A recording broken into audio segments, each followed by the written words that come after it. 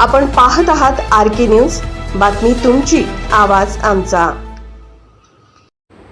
जैनापूर सरपंचासह मुलावर लाच प्रकरणी गुन्हा। जैनापूर तालुका शिरोळ येथील ग्रामपंचायतीच्या सरपंचासह तिच्या मुलावर लाच मागितल्याप्रकरणी गुन्हा दाखल करण्यात आला आहे।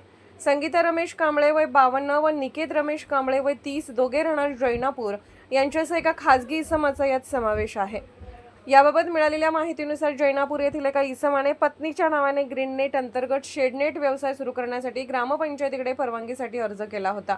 या अर्जाच्या अनुषंगाने चौकशी दरम्यान सरपंच संगीता कांबळे, त्यांचा मुलगा निकेत कांबळे व एका खासगी इसमाने तक्रारदाराकडे 10,000 रुपयांची लाच मागितल्याचा आरोप आहे।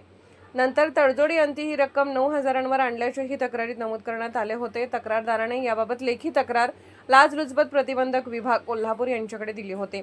त्या अनुषंगाने करण्यात आलेल्या पडताळणीत संबंधिताकडून लाचेची मागणी झाल्याचे निष्पन्न झाले। यानंतर सोमवार दिनांक 27 रोजी सकाळी 10 वाजण्याच्या सुमारास लाचलुचपत प्रतिबंधक विभागाने कारवाई करत संगीता कांबळे, निकेत कांबळे संबंधित खासगी इसमाला ताब्यात घेतले। या प्रकरणी जयसिंगपूर पोलीस ठाण्यात गुन्हा दाखल करण्यात आला असून पुढील तपास सुरू आहे। RK न्यूज चॅनलला लाईक करा, शेअर करा आणि सबस्क्राईब करा।